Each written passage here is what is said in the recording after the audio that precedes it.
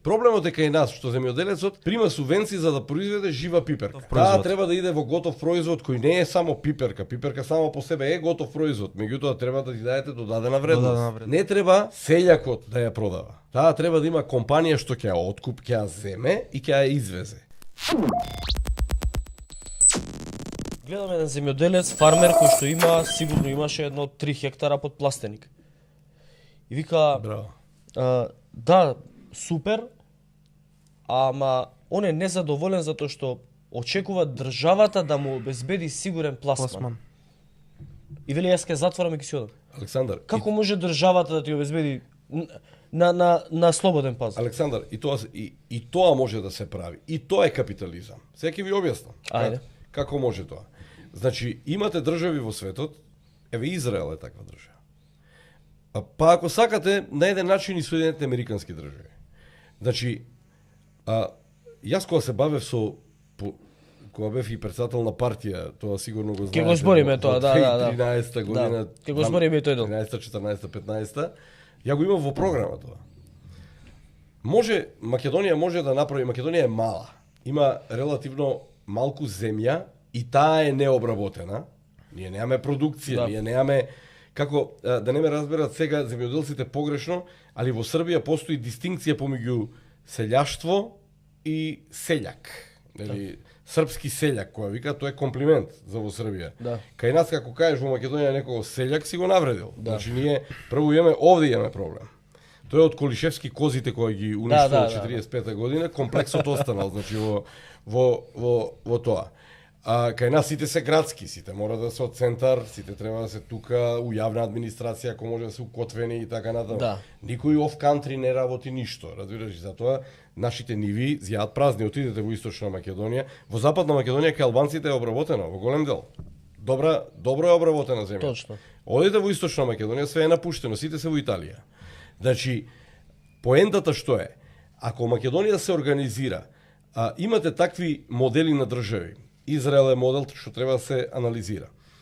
Направете државна експорт компанија за производство на земјоделски производи. Државната експорт компанија таа направите и вредност, еден ден ќе оди на берзата, пошто ќе ви ја мокна. Ја продаете. Внатре ставете менаџери по разни гранки, разни дејности во земјоделието, во производството, или американците го викаат тоа food processing, производство на храна, не се вика земјоделие. Значи, излезете надвор во државата и дајте на луѓето што да работат, земјата како да ја обработат. При тоа стимулативни мерки внатре, како што еве за волја на вистина, некои работи се поправија последните 5-6 години, 7 со субвенциите. Излезете на терен, ќе видите дека луѓето кои примаат субвенции се прилично задоволни, меѓутоа треба да ги насочите. Значи треба да им кажете, сега ќе произведувате ова. Тоа што ќе се произведува треба да иде у конзервна индустрија. Проблемот е кај нас што земјоделецот прима субвенции за да произведе жива пиперка. Да. Значи не иде, сега отидовме многу тврдо внатре во тоа, меѓутоа поентата ќе ми ја свати. Тоа не е готов производ. Таа треба да иде во готов производ кој не е само пиперка. Пиперка само по себе е готов производ, меѓутоа треба да ти даде додадена вредност. Додадена вредност нема. Сега таа додадена вредност не треба селјакот да ја продава. Таа треба да има компанија што ќе ја откуп, ќе ја земе и ќе ја извезе надвор и да нема нешто во Македонија што ќе остане. Сега што тоа ќе придонесе економски? Што ќе направи економски? Ќе нема производи за на домашниот пазар. Ради тоа што Македонија е мала во производството, се ќе се извезе ако се направи таква компанија и цените на земјоделските производи во Македонија ќе поскапат. Заради тоа што имавме сега, овие години, 2-3 години назад, ама ради други причини поскапуваат цените, ради инфлација. Сега, во тој случај ќе поскапат цените горе. Ама ние не можеме да ги слушаме сега луѓето кои не работат земјоделие, пензионери кои не работат ништо, луѓето кои воопшто не ќе ни да работат. Значи, нешто ние ги слушаме и нашите телевизии сега, медиумите идат по пазарите и кого анкетираат по пазарите? Тие ги анкетираат, тие што не работат ништо. Па на тие што не работат ништо се им е скапо. Заради тоа што тој нема приходи. Тој од 5 денари кило, не знам, на 7 денари, пази за 2 денари он во камера кажува дека му е прескапо. Значи, тој момент ќе се Да, значи внимајте. Ама кај нас политичариве се најисплашени од непопуларни мерки. Ама Се најисплашени од следната Не, анкета они дали се ќе имаат најисплашени од 1% мерки кои помалку. што не им даваат инстант рейтинг. Да. Направите таа Израел што има направено? Има направено државна експорт компанија, извозна компанија државна, што покрива цел Израел и се што се произведува како храна во Израел се откупува и се продава и е една од можеби 10 најголеми извозници на храна во пустиња. Земја која 50 години е во војна и во моментот е во актуелна војна, така? Значи, земја која е една од 10 најголеми извозници на храна во светот, во среде пустиња. Јас сум бил 2 пати во Израел, знам, сум видел во кибуц, 7 дена сум бил и знам како тоа изгледа. Како тие луѓе работат. Државата откупува се, извезува експорт компанија, ама таа котира на лондонска берза, таа државна компанија. Значи ние треба да бидеме малку мудри. Мислам дека имаше на таква идеја негде 2013 година. Имаше на таква идеја. Имало идеи кај нас. Имаше идеја и предлог закон, мислам дека имаше за кооперации да се формираат. Значи кај нас имало многу идеи. Многу идеи се и препишани од надвор, многу идеи се автохтони наши, не е спорно. Проблемот е ние имаме проблем со реализација. Ние збориме едно пред избори, после избори тераме по инерција и тоа е... Да бидем искрени и до крај. Евреите се народ кој што бил каде и да живел ни светов богат, бил високо почитуван во местото каде што живел. И се решиле 45-та да дојдат среде пустина, у камењарник, кај што нема ништо и кај што сите одоколу сакаат да ги убијат. Да. Ние за таков народ збориме. За народ кој што самиот си се трнал од една лагодна позиција која што имал во Лондон, во Њу Йорк, во не знам, во Русија, во Прага, каде било, во Прага и Варшава. решиле да дојдат во Блискиот исток среде пустина да кршат камења за да може да направат држава. Кој македонец е спремен да го направи тоа? За тоа зборуваме. А ние ги имаме сите погодности на оваа територија да бидеме сонце, барем блиску тоа. Да. И за тоа не треба многу, како да ви кажам, не треба ни многу пари ако сакате. Значи за тоа треба само добра организација и треба тоа што го имате како земја, како земјиште, а Македонија дал Господ и за и планини, и земја, и езера, и вода, ние Све имаме. Се. Значи само треба да се стави во функција, да се ослободат луѓето, да им се даде простор на луѓето да работат, да се отворат финансиски фондови. Финансиски фондови ние неаме пари. Ние мора да ги најдеме финансиските фондови. И тогаш неминовно влагаме на тема политика таму кај што сме сега. Ние тие пари не можеме да ги родиме тука во Македонија. Тие мора да ги земеме од некаде. Тие се знаеат кај се зимаат во денешно време во Европа. Тие фондови. Нас тоа ни фали во моментот. И ние ќе ја преокренеме сликата за Македонија за многу брзо време.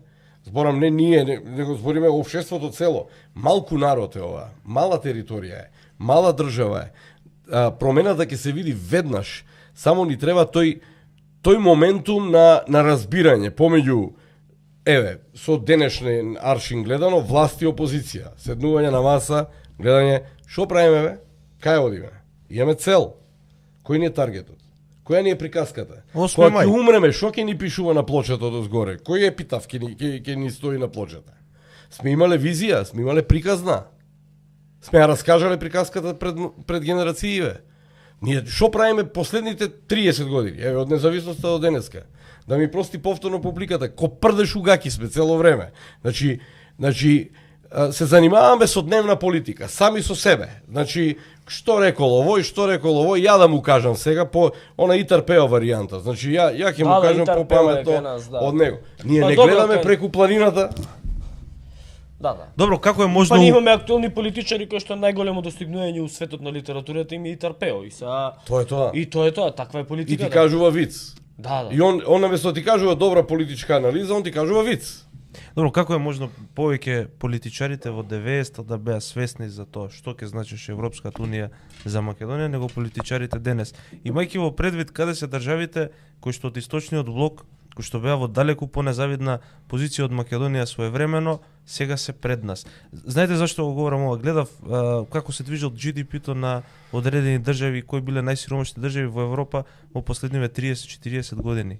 Па, една Полска била посиромашна од Македонија своевремено, една Чешка, една Словачка, значи држави кои што биле дел тогаш од Варшавскиот пакт. И они за за 30 години сега парираат на држави како Германија, како Франција, како Италија, како Шпанија, кои што биле индустриализирани уште во 19-ти, почеток на 20 век. Како нашиве политичари успеа да изгубат таа визија и таа идеја? И дали намерно не држат во ова перпетум мобиле кај што ние цело време се занимаваме со глупости, не знам, условно кажам со пугари устав, додека Албанија размислува како да ги примени технологиите на ChatGPT за да се зачлени во Европска унија. Браво. Значи, делот за Источна Европа ги наброја многу фино овие држави, Полска, Чешка, Словачка и така. Да не заборавиме, тоа се држави под доминација на германска економија и политика и култура цело време. Тоа е сега да не навлегувам, да не сгрешам таму во анализата. Значи, таму се граничи сега и да видиме и какви народи живеат. Например, знам за Полска дека е поделена на две војводства, кај што во едното војводство германските инвестиции, доминација, германскиот народ и во Полска живее. Значи, збориме за културолошки разлики сега во тој дел. Тие беа долго време под Русија во Варшавскиот пакт, меѓутоа кај нив, да не забораваме, Полска во комунизмот е една, меѓутоа Полска, Чешка, Словачка и пред комунизмот старите генерации одеа на печалба во Чешка. Ако се сеќавате, дедовци, татковци на овие генерации одеа во Чешка на печалба. Шкода е стара фабрика за коли во тој дел. Така да таа култура, тоа постои. И таму ние не можеме да се рамњаме многу со тој дел по менталитет, заради тоа што ние го имаме оној балкански менталитет. И балканскиот менталитет сега, не случајно ние сме Западен Балкан. Значи, таа дистинкција помеѓу Балкан и Западен Балкан е направена 97-8 година, некаде во времето пред бомбардирањето на Србија од страна на НАТО. Тогаш излегува тие како ќе се конфигурира следното, за да може да се излечат Бугарија и Романија на чистина, да не бидат Балкан, тоест да бидат Балкан, меѓутоа да не бидат Западен. Да не бидат Западен, и Словенија, и на Хрватски ги подотворија вратите малку, и остатокот, а што е остатокот? Остатокот во историјата е Отоманска империја. Значи, сето тоа остана во Западен Балкан. И сега тоа е геополитиката и тоа е проблемот на Европа. Нашиот проблем со Европа и европскиот проблем со нас. Што ние и културолошки, и политички, и социолошки не можеме никако не можеме да ја поправиме нашата позиција, освен со длабоки реформи. На Европа на нас ни вика: дечки, вие сте за Македонија, вие сте Румелија, бе. Вие сте Отоманска империја, вие треба да направите реформа. Значи, реформите се знае какви. Прво тука, во менталитетот. И ние тој проблем го имаме цело време. И тоа, ние 30 години имаме емисари од Европска унија што доаѓаат да не смируваат по дома. Зиков, значи, не беше оваа тема договорена како прва тема, ама се наметна некако природно, веројатно, од разговорот што имавме тука на масава пред да почне емисијата. И сега се ова што го збориш, и се што велиш дека треба да биде дел од една национална политика или една општествена, да речам, еден општествен консензус како треба да постапа барем во делот на македонскиот народ. Сето тоа до 2016 беше реалност. Имаше и тешки промени, имаше и непопуларни мерки кои што се издржаа, се тераа. Имаше инвестиции, имаше обид за реформа во земјоделието и да не забораваме субвенциите во земјоделието се од 2009-10, ако не се лажам. Имаше субвенции за странски инвеститори кои што денес се најуспешните компании од Македонија, највеќе придонесуваат во извозот, највеќе вработуваат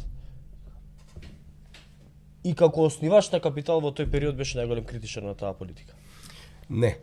Александар, сега ќе ти кажам, ќе направам... Тоа беше, да, прво ајде за овој дел, капитал. Значи, не е баш така. Јас, еве сега ќе се вратам назад. Значи, каде ја критикував таа политика? Во делот од 2009-10 година до 2016 ја критикував во делот на нерационално потрошени пари. Пред сето тоа се прекршуваше на проектот Скопје 2014 година, кај што реално потрошивме многу пари.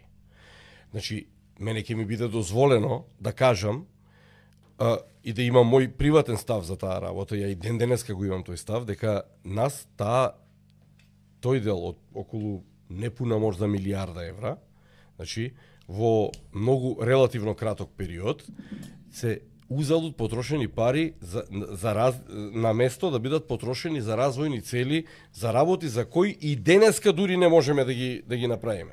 Например, ние во таа милиарда сме имале и чебренгалиште. Сме имале Ама нема милиарда потрошено. Значи нема милиарда потрошено. Не, реков неполна милиарда. Реков неполна. Приближно до милиарда. Значи околу официјалните проценки на СЈО беа 200 до 250 милиони. Не. На СЈО беа овие. Вештачењата на СЈО јас ги цитирам. Беа 200-250 милиони. Да, тоа не заборавај дека За Скопје 2014. Да, ама СЈО не офати се, таму имаше и работи кои беа кривични дела, ама имаше и работи кои беа реално легални. Не, збориме, Значи... они ги работеа сите тендери и сите тендери и на општина Центар, и на град Скопје, и на Министерството за култура, и на влада. Сите вкупно беа околу 250 милиони. Инаку, добро, окей. Да. Мислам, не знам дали ми ја сваќате поентата. Значи јас Ја сваќам јас поентата, не да. кријам, воопшто не калкулираме ние. Ја во Капитал, например, никогаш ја не сум имал лажни ставови за тоа надвор од тоа што јас сметам. Значи, политиката што се водела од 2000, еве да речеме, пошто претпоставувам што сакате да поентираме, значи во таа работа, од 2006 година до 2009 година политиката била топ, економската политика. Тогаш се поставени темелите и постулатите на многу политики што и ден денеска тоа што е добро. Да, тоа дури и СДСМ го признава. Значи тоа директно, индиректно и така натаму и така. Имаме ние протагонист, висок функционер на СДСМ кој има кажано дека еден од најдобрите министри за финансии во Македонија е Зоран Ставревски, например. Значи и тоа го има кажано. Па пратеникот на СДСМ Мартинов дека ги пофали да економските зони. Тоа не е спорно. Спорно е, и ја и денеска ќе го кажам тоа, и ние сме тука сега фајтерски зборуваме во тој дел. Проблемот е кога вие ќе почнете, а политички гледано се фаќа логика и зошто тоа владите на Никола Груевски, не е една повеќе влади на Никола Груевски, го има направено од 2009 година, а тоа е на еден начин, јас тоа ќе го формулирам како бесот према меѓународната заедница за поразите во Букурешт и така натаму, па сега она поентата ја да ви кажам сега како се прави нација, нели во тој дел. Тоа кошта пари. И сега дали е 250 милиона, дали е 500 милиона, дали е милиарда, како што близу милиарда, како што се мои проценки и не само мои, него и на повеќе мина. Официјално вештачење. Официјално вештачење тоа што е пред законот. Има разни. Не заборавајте, имате нешто што е кеш потрошено, имате нешто што е задолжено што го враќаме ден денеска. 250 милиони. Кредити имаме.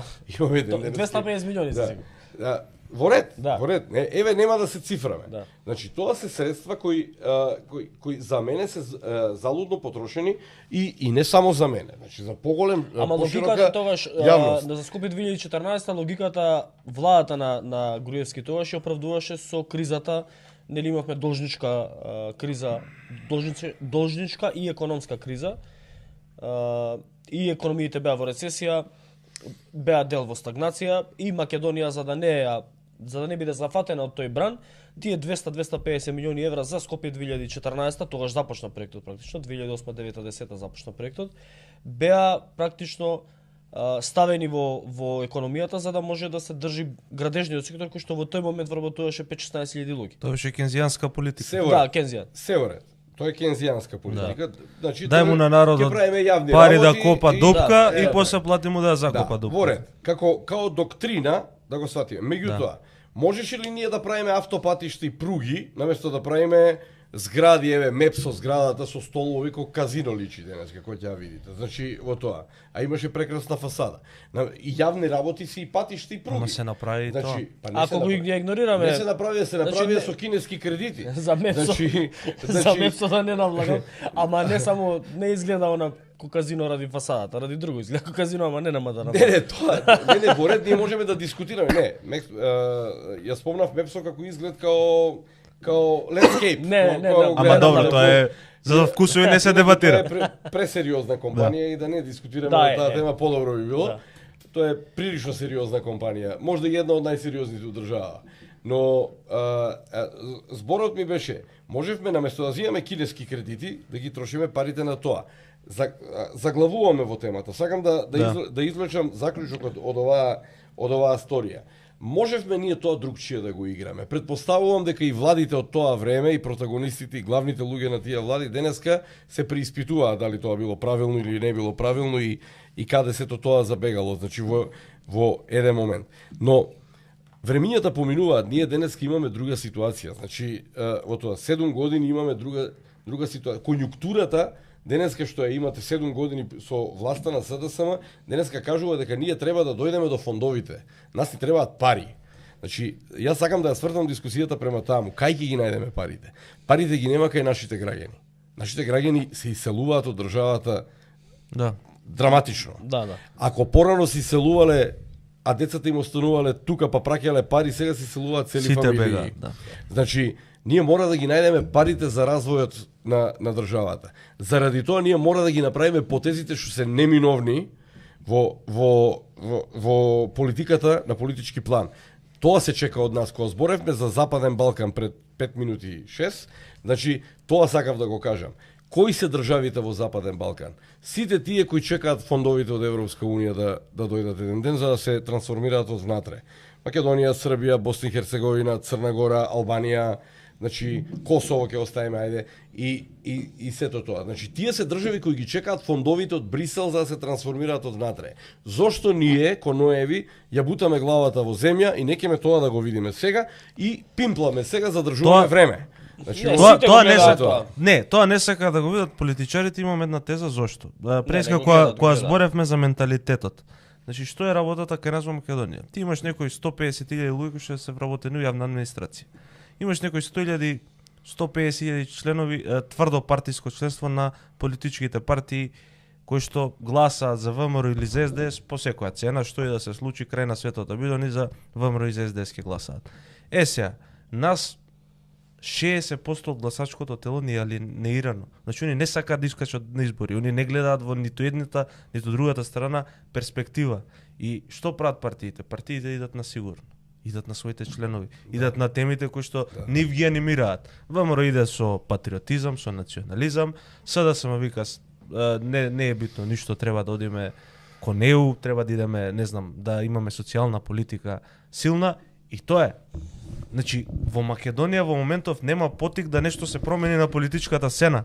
Тоа е проблемот. Тоа е тоа што сакам да го. И јас за тоа навивам за овие маливе политички партии кои што сега се појавуваат. Да ги размрдаат малку. Деновиве наидов на една информација, податок дека нели во сите држави на Западен Балкан се прават анкети. Како што се прават во Македонија анкети. Делот за оние кои нема да гласаат за никого и оние кои што не се одлучени, во Македонија е драматично најголем од сите држави. Значи и од Србија, и од Босна, и од Црна Гора и од тоа. Значи тоа кажува директно за апатијата и за недовербата во партиите. Што е мојата поента? На Македонија и треба, тоа во Србија кај Вучич сега на овие избори се појави као слоган кај нив, квантни скок, они го викаат. Нас ни треба квантен скок. На Заев ме подсети. Затоа се насмеа. Нема, тоа е сериозно, тоа и американците го употребуваат. Заев не знаеше суштината. Во високо развиените општества, квантен скок е раст на GDP од 1% на 1,5, на 2. Да. Пошто се е развиено. Да, но тоа е во Америка. А ние, пазете, ние цело време зборуваме 32 години на назад, зборуваме за 5%. Нема ни 5. Не, ние за тоа зборуваме. Ние зборуваме за 3,5%. А ефективно имало само во време на Груевски. Кога сме направиле? 4% и СДСМ направи. И Заев направи 4%. Кога? Првата година направи. Немаше. Прва 2017 имаше 0% економски раст. Него. Одма после. Да ја кажам поентата. Значи, што е поентата? За статистика и Википедија су. И 4 е малку. Добро. Значи, моја дежурна теза е дека Македонија без 7-8. Без 6-7-8% не може да се надева на брз раст, осетен луѓето да го видат растот. За да таа апатија на анкетите се поправи, за да почнат луѓето да резонираат. Значи, за тоа, сега идеме на клучот што сакам да го кажам. За тоа треба длабоки реформи. За длабоки реформи ти треба освестена нација која може да ги види реформите, значи може да го осети. Затоа треба медиуми, затоа треба добри политичари со добра уста што тоа ќе го објаснат. Значи Храбри политичари ќе треба да објаснат покажат како што потези. е, да.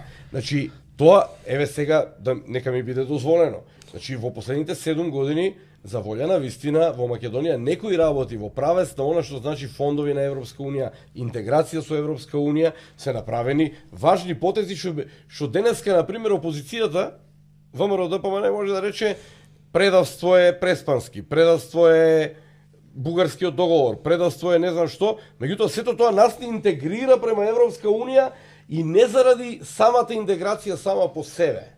Нас не интегрира према она што значи утре економија, интегрирана економија, користење на фондовите, предпристапни фондови и така натаму. Бидејќи тебе Европа ти кажува, не можам да ти дадам, ако сакате и борбата со корупцијата во државата. Ја не можам да им се значудам на овие некои интелектуалци што по 16 пати ги променија ставовите за овие 32 години, што ми викаат, ние треба прво дома сами да си ја решиме корупцијата, па Европа ќе не прими. Не бе, душо, обратно е. Ние докажавме за 32 години дека нити можеме да направиме институција за борба против корупција, нити можеме сами да се избориме со корупцијата, без разлика кој е на власт. Значи, нас ни треба индуцирана пресија од озгора, што ќе не натера да ја направи... Камшикар. Ама тоа е тоа. Па што не сме направиле со Камшикар за овие 30 години? Па ние сите битни потези у државата ги направивме со странски емисари. Добро, ми имам едно подпрашање за да не избегаме многу од тоа што во суштина го кажав. Само да докажам оваа теза.